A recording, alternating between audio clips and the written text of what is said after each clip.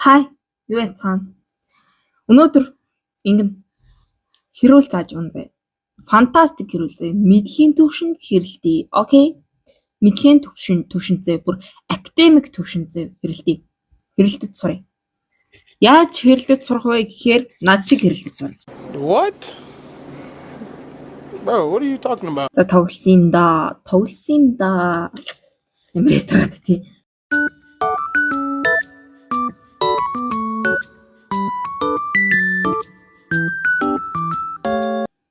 Ингэн мэтгэлзээн зааж өгнө. Мэтгэлзээний дүрм 1, мэтгэлзээний дүрм, за гишүүдийн үүрэг. За тэгээд хэдэн минутаар тоглодог уу? Бас дээрээс нь бас бус зүйл өөрөө яаж бэлддэг гэсэн гэх мэтлээ.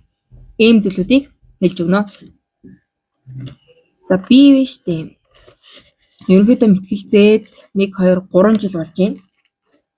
Мэтгэлзээд 3 жил болж байна. 3 жил. За тэгээ мэтгэлзээд яг юу ойлгож авсан бэ гэхээр мэтгэлзээнээс ойлгож авсан юмнуудаа бас хэлэх хэрэгтэй байх те. Мэтгэлзээнээс би болохоор өөртөө итгэлийг олж авсан. За тэгээ ярианы ур чадвар болоод ингээд илтгэх ур чадвараа нэмэгдүүлж ингээд сайжруулж авсан. За 3 дугаарт болохоор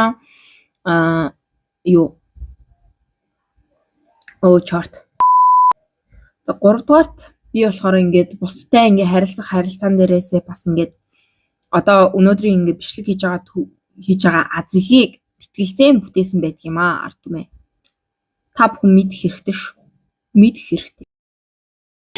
Тэгээд ингээд мэтгэлзээн болохоор маш олон ач холбогдолтой ингээд айгүй чухал зүйл. Тэгээд мэтгэлзээнээ би болохоор 3 жил хичээлж байна. За хичээллэх явцдаа болохоор аймаг болоод аймгийн лигийн нэг тусгай байрын шагнал авч ирсэн. Тэгээд тэр туршлагаараа одоо дөнгөж мэтгэлзэж байгаа ч юм уу мэтгэлзээн гэж юу болох талаар мэдгүй байгаа хүмүүсд жохон ийм үнэлэмжийн чиг баримжаа олохоор ирээд байна. За нэгдүгээрт мэтгэлзээн гэж яг юу вэ? Мэтгэлзээн гэдэг нь болохоор 2 төрөл байдаг. Карл Попперийн мэтгэлзээн. За тэгээд парламентийн мэтгэлзээн. Парламентийн мэтгэлзээн айгүй гоё. Парламентийн мэтгэлзээн бол юу байдаг? Илүү академик төвшөнд. За тэгээд дээрэс нь ингээд нэг нь засгийн газар, тийм. Нөгөө засгийн газар сүрэг хүчин болж тоглодог. За тэгээд тоглох явц нь бас нэг тийм ерөнхийдөө бол мэтгэлзээнүүдийн ердийн мэтгэлзээнүүдтэй адилхан ингээд явагддаг. За тэгээд ер нь тийм байдаг. Би бол Карл Попперийн мэтгэлзээнээр хичээлдэг. Парламентийн мэтгэлзээнийг ерөөсөө хичээлж байгаагүй. Тэгээд парламентийн мэтгэлзээн бол үзэжсэн үндэсний мэтгэлзээний лиг гэх тэнгэр телевизээр гардаг штеп. Тэрийг үзэжсэн би хексагоныг дэмждэг байсан. Даанч сүүлийн тоглолтын би үзчихдэг байхгүй. Сүүлийн тоглолтын дээр спойлер дуулсан ялгч юм. Сүүлийн тоглолтын тусгай байрны шагнал гэлөө 3 билүү 4 дугаар байрны шагналтай хексагон маань дуусъя. Хексагоныг бол би дэмждэг байсан. Тий.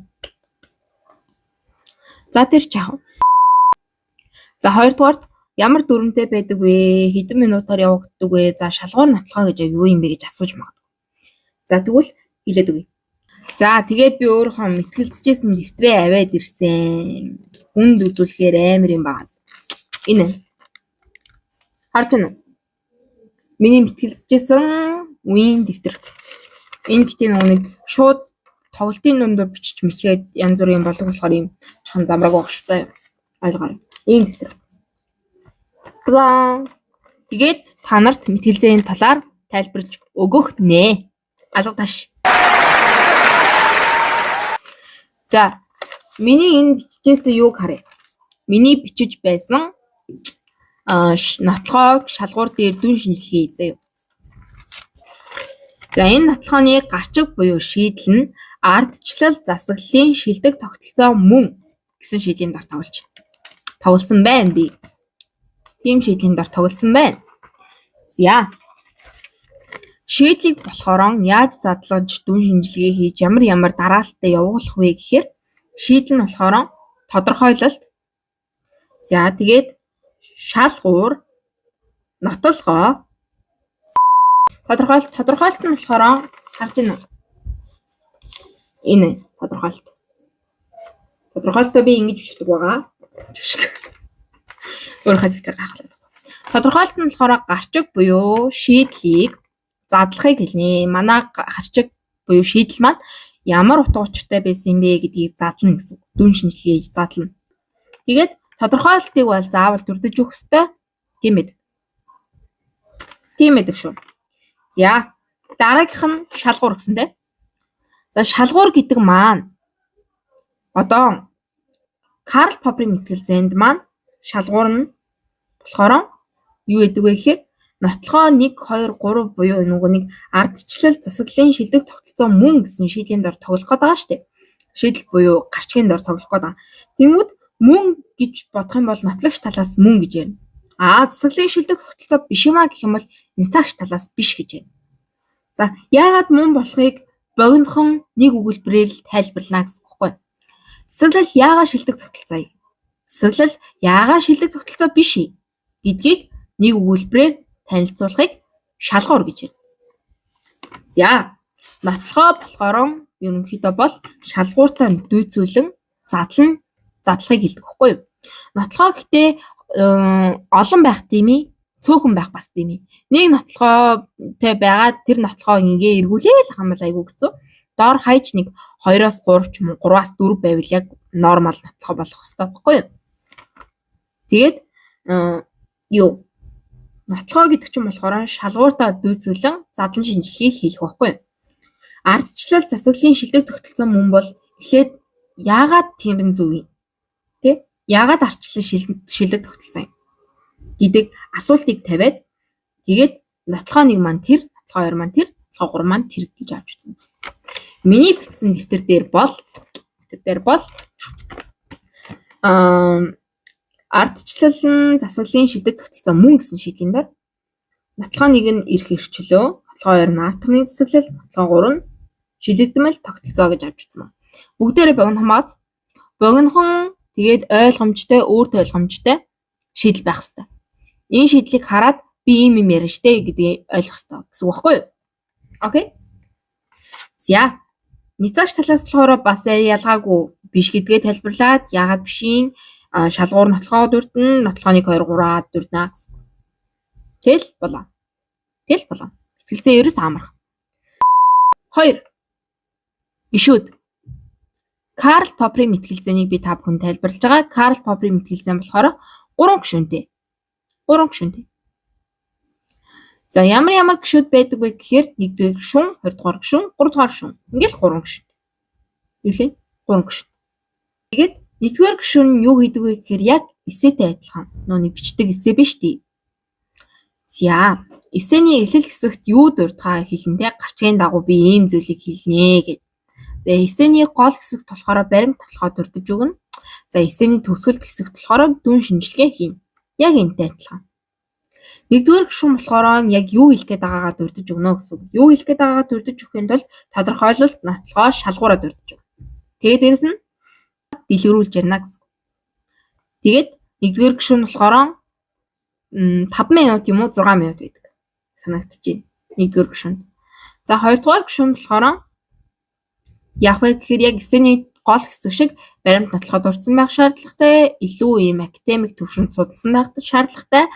За тэгээд дээрэс нь ерөнхийдөө бол баримт нотлохонд тулгуурлаад одоо дүн шинжилгээ хийх чадвартай байх шаардлагатай 2-р гишүүн. За 3-р гишүүн. 3-р гишүүн болохоор яах вэ гэхээр яг эсэний төгсгөл хэсэг шиг дүгнэлт хийнэ гэсэн. Яг би яагаад энэ шийдлийг ийм гэж бодож байгаа бэ? Би яагаад ингэж бодож байгаа вэ? Манай баг яагаад ингэж бодож байгаа вэ? Яагаад энэ нь зөв юм гэдгийг шүүгчдэд итгэл үнэмшил төрүүлээд за бидний шийдлийн яг манай тал нь зөв юм а гэдгийг одоо нотлоод дуусгах хэрэгтэй гэсэн. 3-р гишүүн ерөнхийдөө бол сүүлийн тэмээний ачаа хүнд гэдэг шиг айгу их тийм хариуцлага өндөртэй мөртлөө чадвар өндөртэй хүүхдүүдэд бол асар амархан зүйл байдаг баг шүү. Тийм байдаг баг. 3-р гишүүн бол ерөнхийдөө бол чадвартай байвал маш сайн гэсэн. Тийм ээ. За мэтгэлцээний яг тоглолтын явц яаж тоглохын 1 2 3 1 2 3 гэх нотлогч тал няцаагч тал яг гарчих юм гэвэл үгүй. Тийм байдаг баг шүү. За эхлээд шийдлээ дурдж өгнө. Мэдээж шүүгч шийдлийг хэлнэ. За тэнгүүд шийдлийг бэлдэх 5 минут өгнө. 5 минутанд та гишүүдтэйгээ ярилцаад би энийг авна, чи тэрийг аваарай гэдэг ч юм уу шийдлүүдээ ингээд сайхан ярилцсана гэсэн. Шийдлээ ярилцсныхаа дараа нотлогч талын 1-р гишүүн гарна. Хамгийн түрүүнд нотлогч талын 1-р гишүүн гарах хэрэгтэй. За нотлогч талын 1-р гишүүн өөрийнхөө үзэл баримтлалын илтгэл гэж ярьдаг. Нотлогч талын 1-р гишүүнийг үзэл баримтлалын илтгэл гэж ярьдаг. За үзэл баримтлалынхаа илтгэлийг тавьж дууслаа. Хаач асуулт буюу нөгөө эсрэг талынхаа багийн гишүүнийг унгаах асуулт асуунаа гэсэн үг 1-р гишүүнээс. 1-р гишүүнээс 3-р гишүүн буюу төсөвлийн гишүүн асуулт. Асуулт асуух минут нь болохоор 3 минут. 3 минут. За тэгээ 3 минутын хугацаанд асуулт асууж дууслаа. Няцаагч талын 1-р гишүүн гарч ирээд одоо үзэл баримтлахаа илтгэлийг тавина гэсэн. Няцаагч талын 1-р гишүүн ерөнхийдөө бол няцаалт хийх хэрэгтэй. Яагаад гэвэл өмнө нь одоо нотлогч талын гишүүний үг яриаг сонссон учраас няцаалт хийх боломжтой гэсэн. За тэгээд өөрийнхөө үзэл баримтлалын илтгэлийг тавьж дууслаа. Суулаа. Нотлогч талын 3-р гишүүн гараалаа. Хоорондоо хаач асуулт асуулаа. Хаач асуулт гэдгийг та нар ойлгож байна. Ингээд нөгөө нэг хайчлах гэсэн үг байхгүй юу? Хайчлах, солилцоо асуулт гэж бас ярьдаг юм л да. Гэтэ хаач асуулт гэвэл бас зүгээр. Айгу хаач асуулт гингүүд ойлгодог зэ. Эсрэг талынхаа үзэл баримтлалыг хайчилж таслах гэсэн үг байхгүй юу? Ерөнхийдөө бол унгаах асуулт гэсэн үг. Эсрэг талынхаа гишүүнийг. Тэгээд хаач асуулт бол хэрүүл дуртай хүмүүст бүр айгу гой сонсогдсон заяа. Ингээд тэгж хэлсэн штэ тэгсэн зөв юм уу гэл ингээл айгу гой хаач асуулт юу айгу айтайхан байдаг. Тийм ээ. За тэгээд 2-р гишүүд гарна. 2-р гишүүд бол асуултанд дандаа хариулна. 2-р гишүүдээс болохоор 1-р гишүүд асуулт асууна. 2-р гишүүний илтгэлийг болохоор дэмжлэгийн илтгэл буюу баримт нотлохоо цуглуулад 1-р гишүүний дэмжиж өгч байгаа гэсэн үг байхгүй. За тэгээд дэмжлэгийн илтгэл гэж ярьдаг.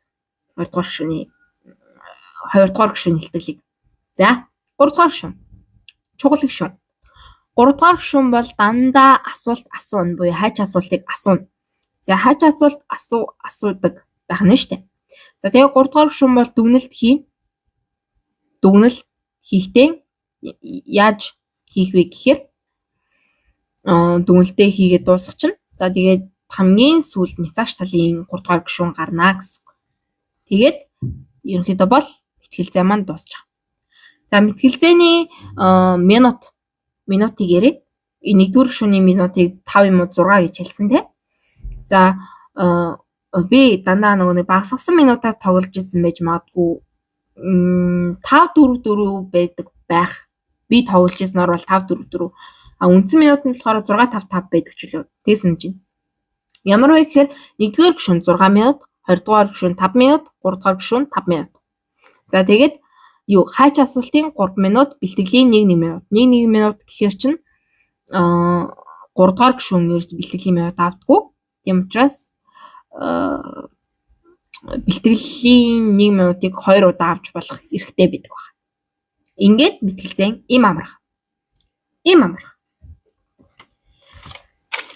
За мэтгэлзээ им амархан байх нэ ард түмнээ. Ингээ миний яриаг ингээд ойлгосон уу? Ойлгоогүй бол доор комент хэсэгт бичээрэй зав. Яагаад ингэж ийм шийдлийг яаж байгаа юм бэ гэдэг ч юм уу ингээд бичээрэй за. За тэгээд мэтгэлзээнийг зарим хүмүүс ингээд юу гэж ойлгодог вэ юу? Ингээ хэрүүл гэж ойлгодог. Ерөнхийдөө бол нэг тийм ингээд харахад ийм хэрүүл шиг харагдаж магадгүй зарим хүмүүст мэдгүй хүмүүст харагдаж магадгүй шүү дээ. Гэхдээ академик төвшөнд, мэргэжлийн төвшөнд, за тэгээд дээрэс нь дүн шинжилгээ судалгаатай зүйл ярьдаг учраас энэ мэтгэлзээ гэдэг чинь хэрүүлээс асар хол зүйл шүү. За мэтгэлцэж байгаа хүнийг сайн хэрэлдэг гэж ойлгодог. Намайг бүр амар сайн хэрэлдэг, хэлмгийн долонгой гэж ойлгодог. За юу.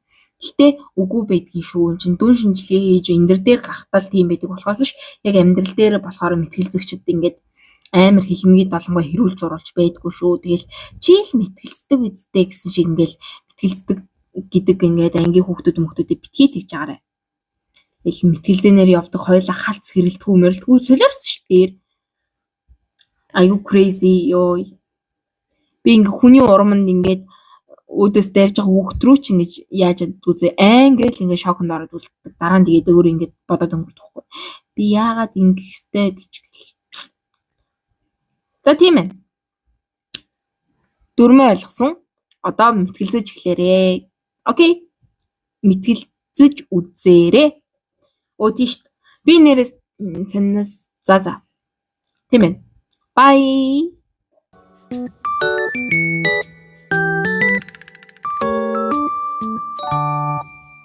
Өөр юм хэлчихлээ.